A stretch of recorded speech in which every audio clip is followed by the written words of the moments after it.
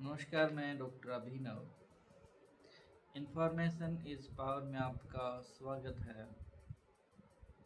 एक लंबे वक्त के बाद हम दोबारा मिल रहे हैं। इस कड़ी में एक ऑटोबायोग्राफी है, आत्मकथा, जिसके बारे हम डिस्कस करेंगे। आत्मकथा जो होती हैं वो किसी व्यक्ति का जीवन साथी।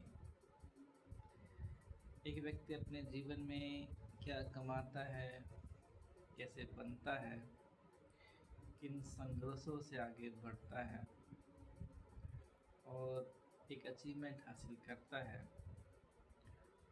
वो दूसरों के लिए प्रेरणादायक साबित होती हैं। अगर आपने कोई ऑटोबायोग्राफी नहीं पढ़ी है तो उसको ज़रूर पढ़िए। जितने भी महानतम लोग हुए हैं उन्होंने अपने जीवन को ऑटोबायोग्राफी के माध्यम से इस देश में, दुनिया में छोड़ा है, ताकि नेक्स्ट जो जनरेशन है उसका कहीं न कहीं अनुसरण करें, उनकी अच्छी बातों का, और आगे बढ़ें। दूसरा ये होता है कि किसी महानतम व्यक्ति को अगर कोई समय नहीं लगता है अपने बारे में लिखने का, तो बायोग्राफी लिखी जाती है किसी दूसरे के माध्यम से।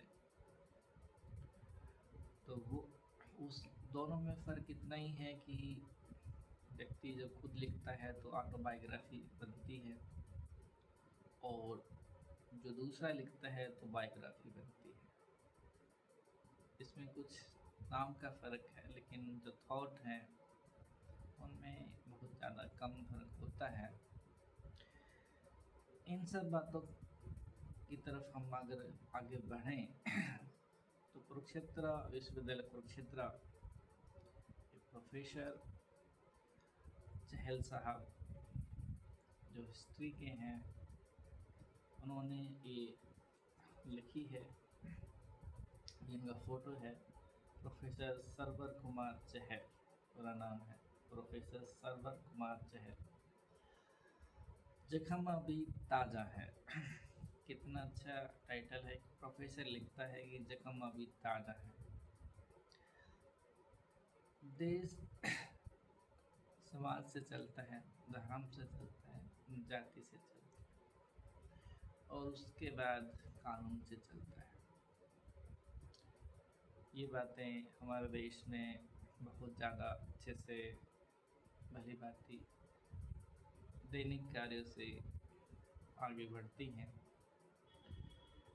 कॉन्स्टिट्यूशन ऑफ इंडिया ने सबको पावर दी है सामाजिक ढांचे को में रहते हुए भी आगे बढ़ने का, सबको समान अवसर मिलने का। तो ये प्रोफेसर सरवर कुमार चहल जी दलित समुदाय से बिलोंग करते हैं, जिन्होंने लिखा भी है कि जख्म अभी ताज़ा है, एक दलित आत्मकथा। दलित का जो कंसेप्ट है भारत में, जो शेड्यूल कास्ट के जो लोग हैं उनको दलित कहा जाता है। भारत में जो शेड्यूल कास्ट की जो स्थिति रही है 1947 से पहले और अंग्रेज़ों के आने से के समय और उसके आने से पहले, बहुत ज़्यादा दुखदायी रही है। उस बारे में हम कभी एपिसोड अलग से करेंगे, लेकिन आपको इतना समझना है कि एक दलित प्रोफेसर इस तरह के टाइटल क्यों देता है। क्या किसी सामान्य वर्ग के व्यक्ति को ऐसा टाइटल आपने देते देखा है या उसको पढ़ा है? एक दलित हुए हैं ओम प्रकाश वाल्मीकि, और उनकी आत्मकथा है जूठन, बड़ी फेमस है।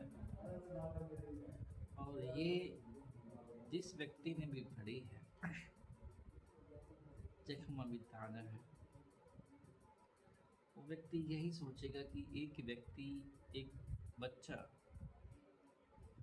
जो चाय की दुकान पे काम करता है,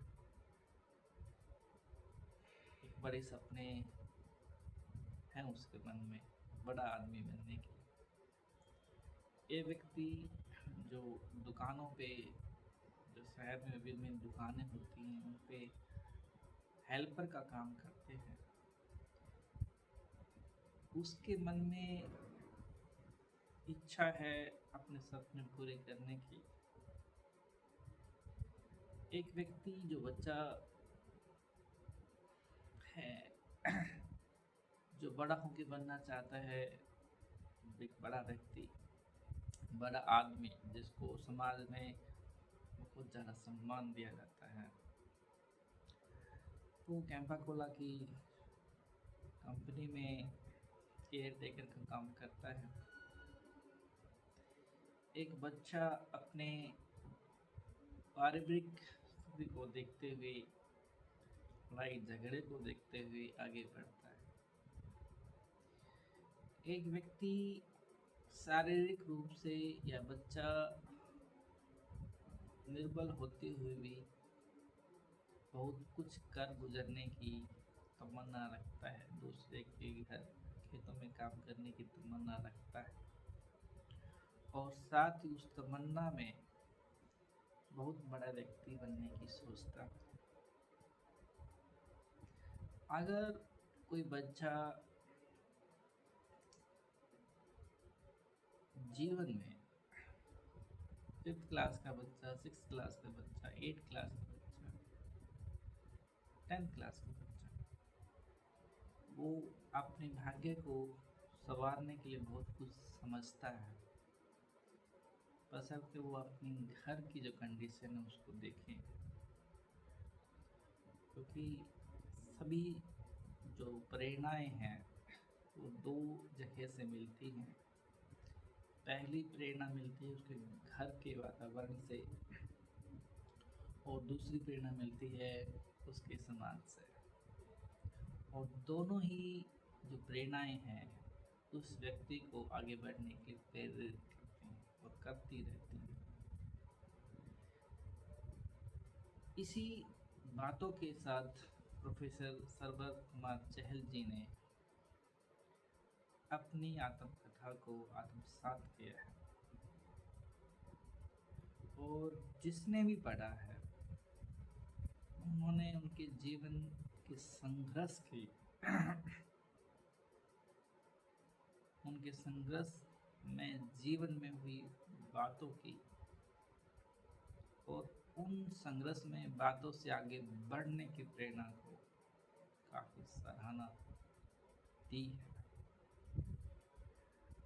पिछले दिनों मैंने इसको फोन किया है, स्टडी किया है। मैंने यही सोचा कि क्यों ना इस पुस्तक आत्मकथा को हम सब पढ़ें एक बार, और देखें जो युवा किसी भी एज में है, किसी भी कक्षाएं में है, कोई भी कोर्स कर रहे हैं, वो ये ना सोचे कि आपका भविष्य क्या होगा, वो ये सोचे कि मेरा भविष्य बहुत उज्जवल है। क्योंकि प्रोफेसर चहल जी ने यही प्रेरणा इस आत्मकथा के तहत दी है। कहते हैं कि परिस्थितियाँ कुछ भी हों, उसमें आत्मसम्मान का होना बहुत जरूरी है।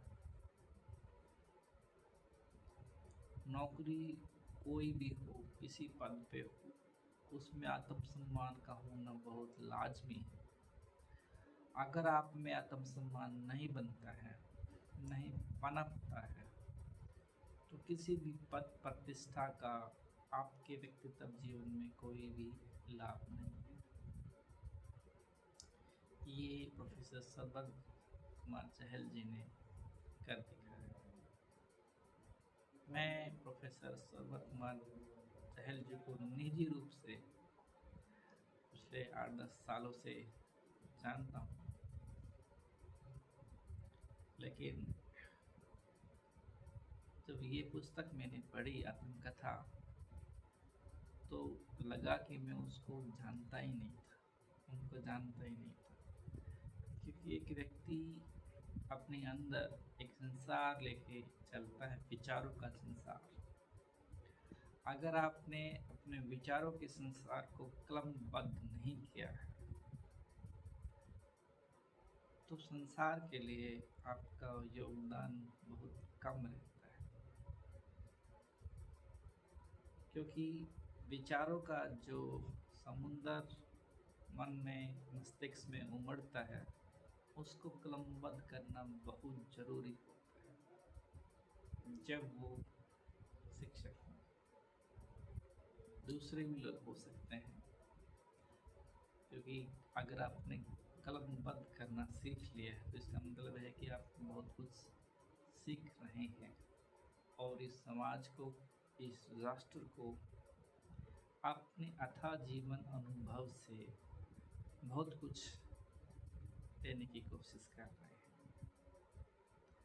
तो आइए समझने की कोशिश करते हैं सरवर कुमार चहल साहब को, उन्हीं की जुबानी, उन्हीं की कहानी। क्योंकि जख्म अभी ताज़ा है का जो कंसेप्ट है वो क्यों है,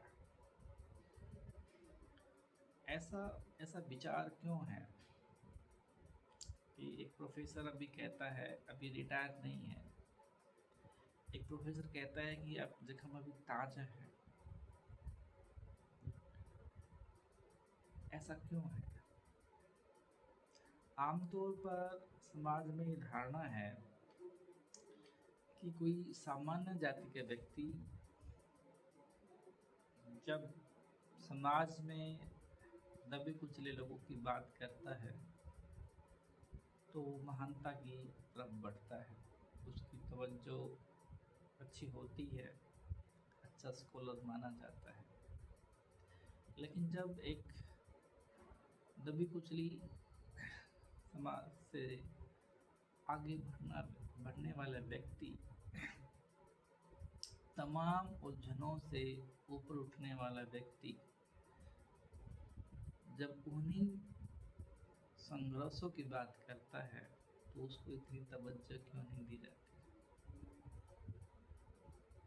वो क्रांतिकारी क्यों माना जाता है? और दूसरा जो व्यक्ति है वो समाज सुधारक क्यों माना जाता है? ये ऐसा समाज है।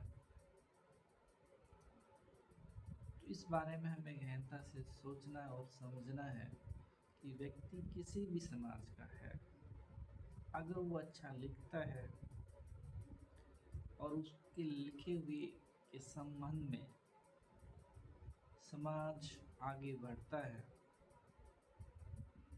तो वो एक राष्ट्र के लिए बहुत बड़ी बात होती है। राष्ट्र का डेवलपमेंट जो है, नेशन जो डेवलपमेंट हम बोलते हैं, किसी सड़कें, ट्रांसपोर्ट, बिल्डिंग्स, कंपनी बनाने से नहीं होता है। उसमें रहने वाले लोगों के उच्च विचारों से होता है, सबको समानता की नज़रों से देखने से होता है, सबको साथ लेके चलने से होता है, तभी वो विकास संभव है। मुट्ठी भर लोगों के डेवलपमेंट होने से समाज नहीं बनता है। मुट्ठी भर का मतलब ये है कि गिने चुने समाज के लोग, उनको हाशिए के लोगों की तरफ जाना होगा और हाशिए के लोग जो हैं उनको ऊपर उठाना होगा, तभी एक अच्छा समाज, सभ्य समाज और एक अच्छा राष्ट्र बन सकता है। एक चीज़ आपको ने नज़र आती होगी हॉलीवुड की मूवीज़ में, उसमें दो ही लोग काम करते हैं, एक ब्लैक एक वाइट। तो ब्लैक एंड वाइट का जो रेशो है, अगर आप देखेंगे तो हर मूवी में इक्वल होगा। वो इसलिए है कि दोनों को समानता कॉन्स्टिट्यूशन ने दी है। कंपनी में भी यही है, सरकारी क्षेत्रीय कंपनियों में भी यही है और प्राइवेट में भी यही है। तभी तो यूएस से बना है। तो यहाँ जबरदस्ती बनने की कोशिश है, पीछे धकेलने की कोशिश की जाती है। तो जख्म अभी ताज़ा है, ऐसे टॉपिक, ऐसे टाइटल नहीं आते हैं एक अच्छे स्कॉलर के माइंड से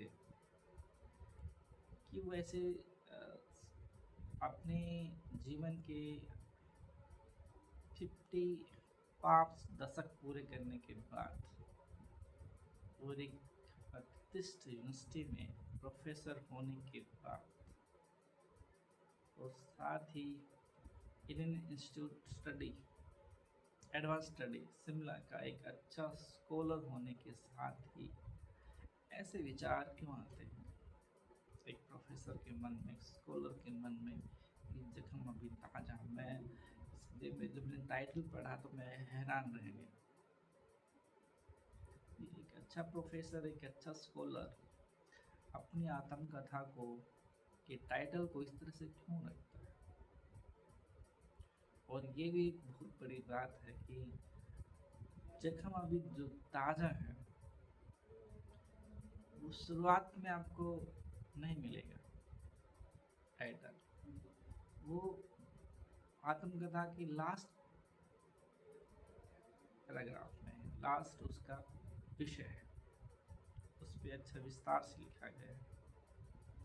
उससे पहले आपको आत्मकथा से रूबरू होने का मौका दिया गया है ताकि स्टेप बाय स्टेप किस तरह से संघर्ष एक बच्चा करता है, क्योंकि संघर्ष अपने मन में चलता है, वो सबसे बड़ा भयंकर संघर्ष है। घर का संघर्ष, घर की लड़ाइयाँ, पड़ोस की लड़ाइयाँ, जमीन की लड़ाइयाँ, पैसे की लड़ाइयाँ, प्रतिष्ठा की लड़ाइयाँ नगण्य है। उनसे आप हार भी जाओ तो कोई फर्क नहीं पड़ता है, लेकिन जो आपके अंदर जो एक लड़ाई है अपने आप से, उससे हार ना मानने की एक जो जीवन कथा है वो जख्म अभी ताज़ा है। इसके बारे में अगर हम पढ़ें अंदर, इसका जो टाइटल है रखा गया है जख्म अभी ताज़ा है, इसके बारे में हम बात कर रहे हैं। ये जो आत्मकथा है हिंद युगम पब्लिकेशन ने इसको प्रकाशित किया है।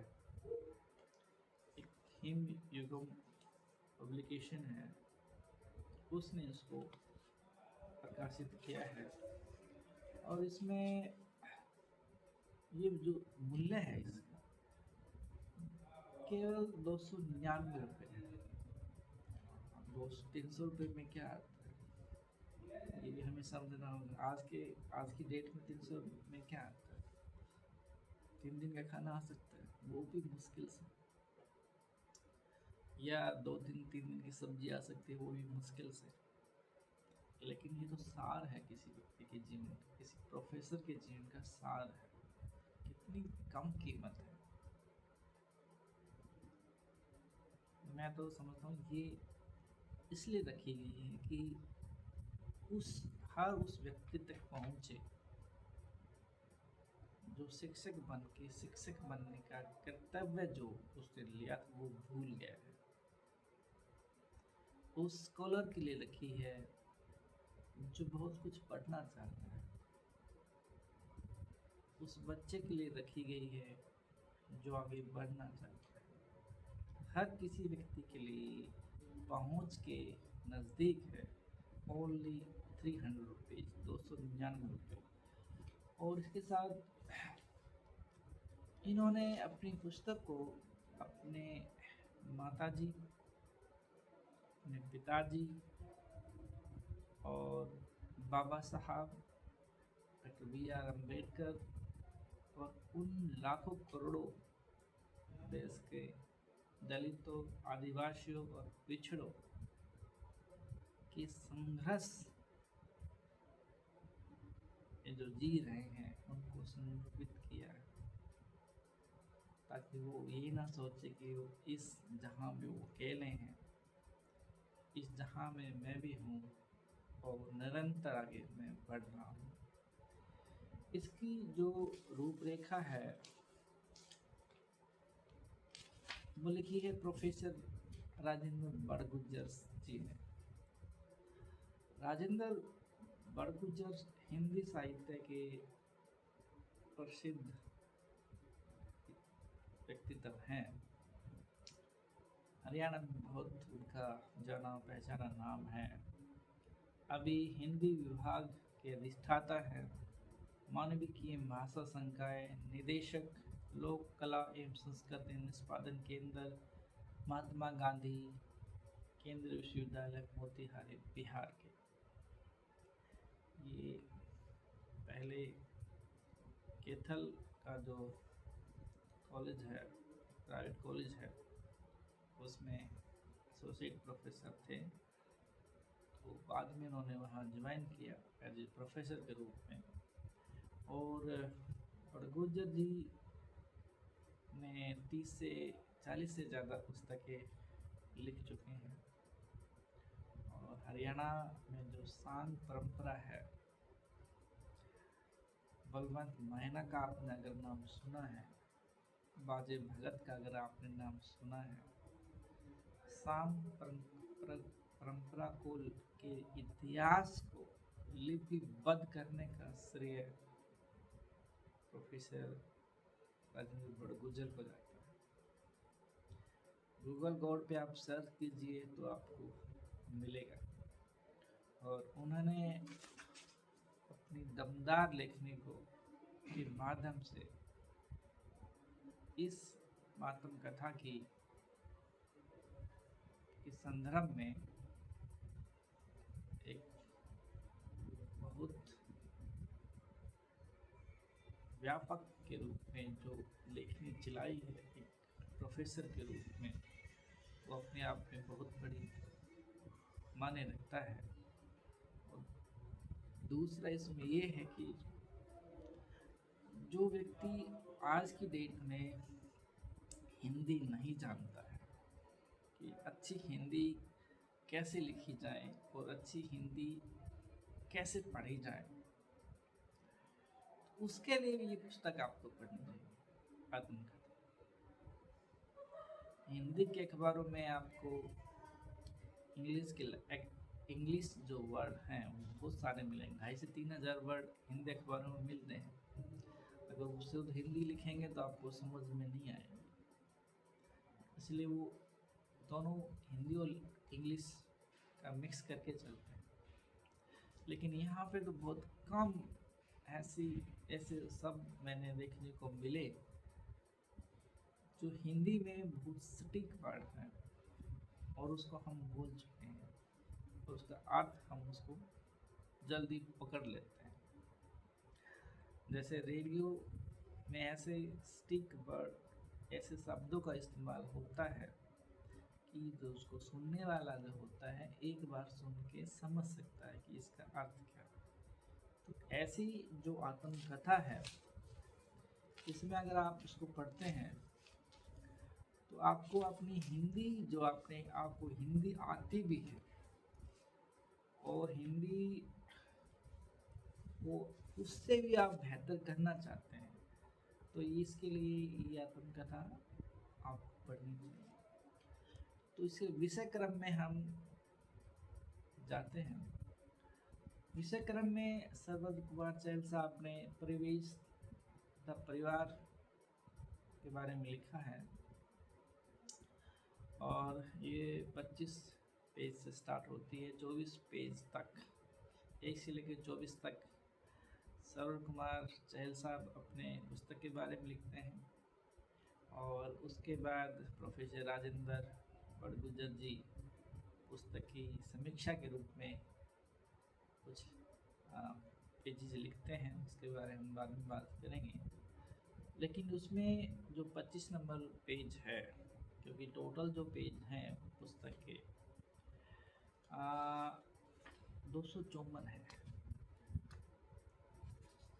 254 पेज है, ज़्यादा पेज भी नहीं है, 254 पेज। एक व्यक्ति 3-4 घंटे में आराम से पढ़ सकता है, उसको पूरा दिन लगाने की नीड नहीं है कि वो पूरा दिन उसको पढ़े।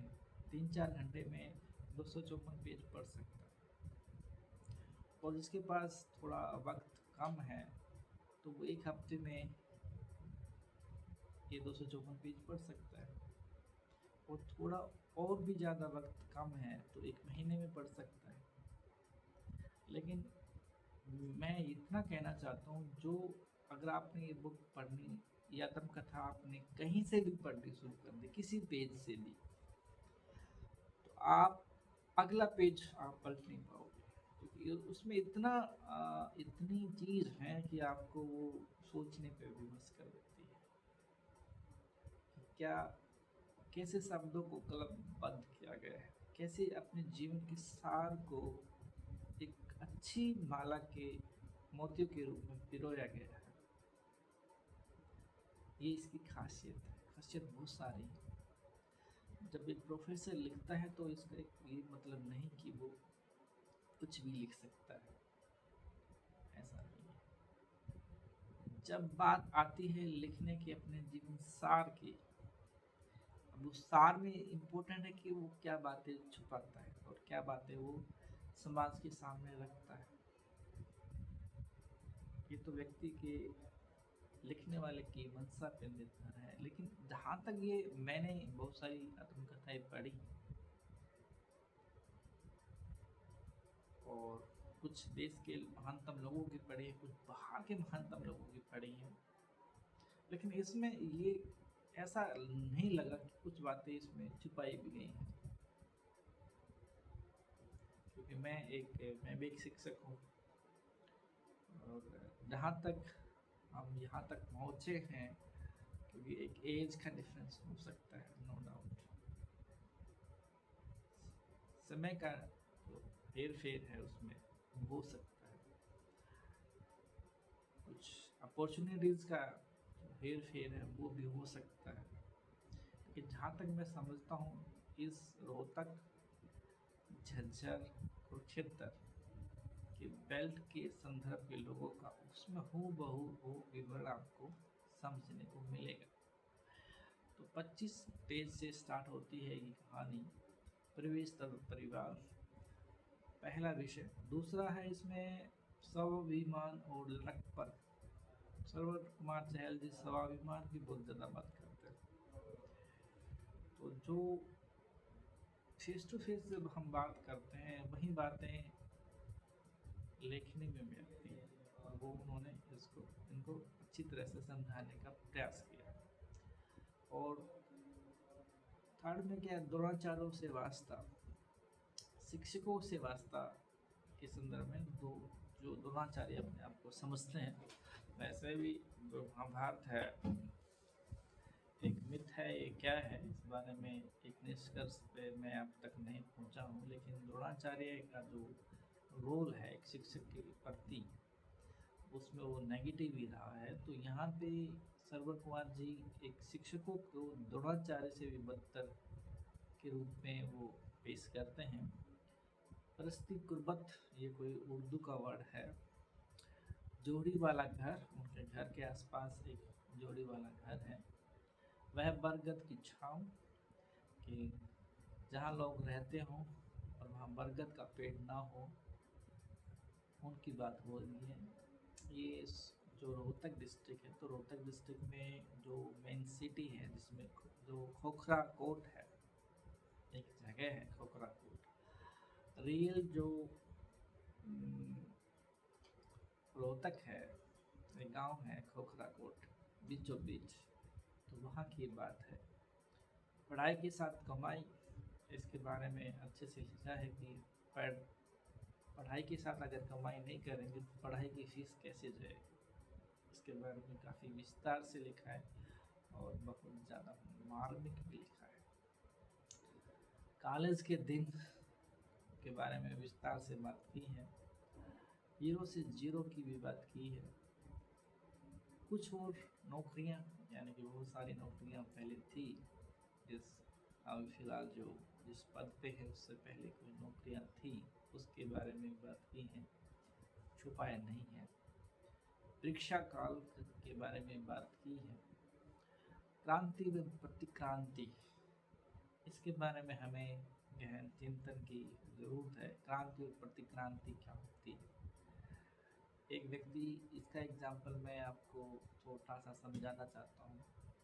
मान लीजिए कि कुरुक्षेत्र के थीम पार्क में किसी ने, किसी पॉलिटिकल पार्टी ने प्रोग्राम किया, वो एक क्रांति के रूप में हुआ। लेकिन दूसरी जो पॉलिटिकल पार्टी है, जो पोजीशन में है, उसने उससे भी बेटर प्रोग्राम वहाँ कर दिया, तो उसको हम प्रतिक्रांति के रूप में हम समझ सकते हैं। तो विचारों की क्रांति है ये। क्रांति और प्रतिक्रांति एक भावुकता भरे दौर का अंत, कुछ कहानी है जीवन की। दलित रिसर्च स्कॉलर, यानी कि बहुत सारे रिसर्च स्कॉलर आपको मिलेंगे आज की डेट में या 20-30 साल पहले की डेट में। कौन अपने को दलित स्कॉलर बोलता है? अपने ही दोस्तों में, अपने स्कॉलरों में अपनी जाति की बात करता है, उनसे अलग हट के बात करता है। ये ऐसे ही है, जिस समाज में आप रहते हैं और उस समाज की रिसर्च, उस समाज की बात नहीं करते हैं, समाज के बारे में नहीं सोचते हैं, उसके डेवलपमेंट की बात नहीं सोचते हैं, तो आपका स्कॉलर बनना बहुत बड़ा नुकसान है। क्योंकि वो केवल आप सेल्फ डिफेंस के, सेल्फ के आप स्कॉलर, किसी समाज के स्कॉलर नहीं बनते हो। राष्ट्र का स्कॉलर बनना तो बहुत बड़ी बात है, ये हमें समझना होगा। और ऊंचे समाज में, ऊंचे समाज का मतलब आप सामान्य समाज के लोगों के साथ वे टॉक इस तरह से रहे। दोस्तियां एवं दुश्मनियाँ, जिनके दोस्त होते हैं उनके दुश्मन भी होते हैं, लाजमी है। अच्छी दोस्ती आप तभी समझ सकते हैं जब आप दुश्मनी समझ सकते हैं। वो इसी तरह से है, अगर आप लाइट से लव करते हैं और डार्क से नहीं करते हैं, तो लाइट और डार्क को नहीं समझ सकते हैं, अंधेरा और प्रकाश के मीनिंग को नहीं समझ सकते हैं, दिन और रात का कंसेप्ट है उसको नहीं समझ। दूसरा वही ऐसा ही है, जैसे आप मृत्यु से प्रेम नहीं करते हैं, तो जीवन से प्रेम कैसे करोगे? जितना मैं समझो, जितना आप अपने जीवन से प्रेम करते हैं, तो उसके मृत्यु के आने का भी से भी प्रेम कीजिए, जीवन सफल हो जाएगा। क्योंकि दोनों के एक ही मीनिंग है, दोनों की रिस्पॉन्सिबिलिटी जो है एक ही है। जीवन का अंत भी है और जीवन का प्रारंभ भी है। अगर अंत नहीं है तो प्रारंभ भी नहीं है, ये हमें समझना होगा। तो दोस्ती और दुश्मनी साथ साथ चलते हैं, उसके मीनिंग को भी हमें समझना होगा। तो दोस्ती और दुश्मनी के बारे में भी लिखा है। कुरुक्षेत्र के बारे में भी लिखा है कि कुरुक्षेत्र जब वो प्रोफेसर बन के आए कुरुक्षेत्र विश्वविद्यालय में, और कुरुक्षेत्र में वो अभी जो रह रहे हैं, जो शांति नगर में, थर्ड गेट के अपोजिट शांति नगर है, उनके अपने घर लेने के बारे में बात कर रहे हैं और किस तरह से रहन सहन उसकी बात कर रहे हैं, और विवाह के बारे में लिख रहे हैं, अपने वैवाहिक जीवन के बारे में लिख रहे हैं, अपने संगिनी के बारे में लिख रहे हैं, और लास्ट में लिख रहे हैं जख्म अभी ताज़ा है, 254 पेज पे। तो सभी जो सिचुएशन है, अगर हम इस सार को देखते हैं तो जख्म अभी ताज़ा है। एक रिटायरमेंट पे ऊंचा व्यक्ति नज़दीक एक प्रोफेसर ऐसी बात क्यों कर रहा है? कि ये जो लड़ाई है, जो बैटल है, ये कोई हाथ पैर का नहीं है कि आपका हाथ पैर से ही बैटल नहीं। उससे पहले जो विचार का जो बैटल है, समाज में सबसे बड़ा जो बैटल है वो विचार का है। पॉलिटिकल पार्टीज की जो लीडरशिप है वो आइडियोलॉजी बेस्ड है। न्यूज़ मीडिया की जो आइडियोलॉजी है वो उसी के आधार पे है कि सूचना किसको कैसे दी जाए और क्यों दी जाए। धार्मिक जो बैटल है वो सत्ता की बैटल है, विचार की बैटल है। और शिक्षा की जो बैटल है, लड़ाई है, वो वैचारिक लड़ाई है। तो यहाँ पे जो जख्म अभी ताजा है उसके डिटेल में हमें जाने के लिए वो पूरा विषय पढ़ना पड़ेगा। तो अभी 35 मिनट हो गए हैं इस बारे में बातचीत करते हुए। तो यहाँ पे यही है कि जख्म अभी ताज़ा है। ये आत्मकथा का जो टाइटल है वो क्यों है। अभी राज्यपाल की आत्मकथा भी आई है, उसको भी पढ़ना है। राज्यपाल जो हमारे हरियाणा के महामहिम बंडारू दत्तात्रेय जी का, उनका कितना अच्छा टाइटल है बुक का।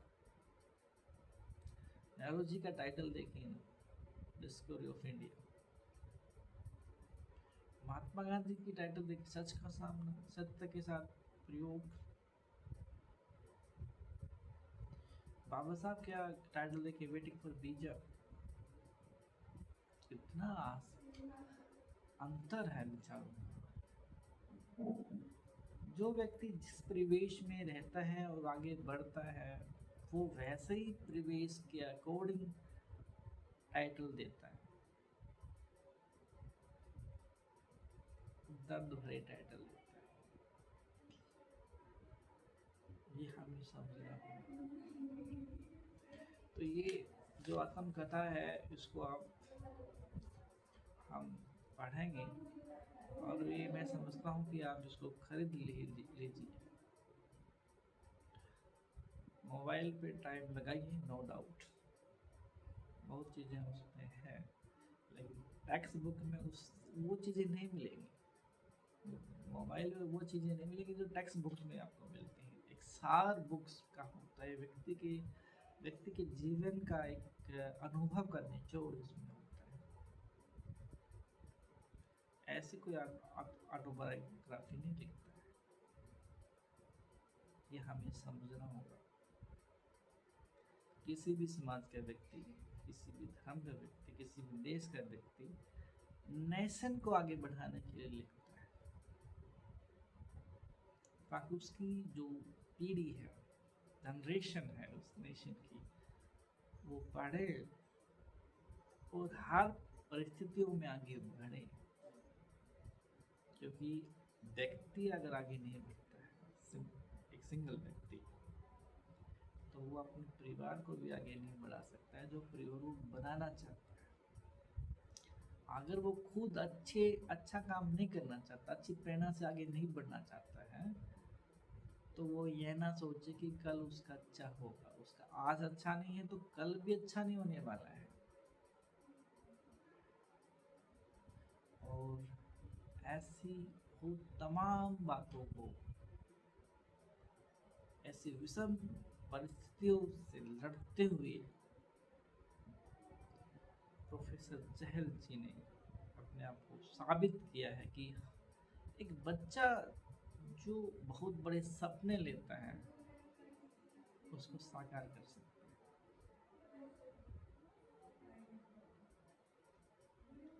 क्योंकि सपने वो नहीं जो हम रात को लेते हैं, जो हमें सोने देते हैं।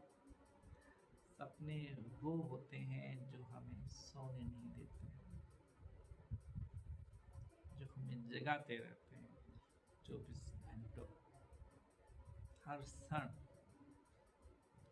क्योंकि जो मन है बड़ा चंचल है और उस चंचल मन में, मस्तिष्क में जो विचार आते हैं, अगर विचारों का स्पष्टीकरण आपने नहीं किया, प्रस्तुतिकरण नहीं किया, तो विचार मर जाते हैं।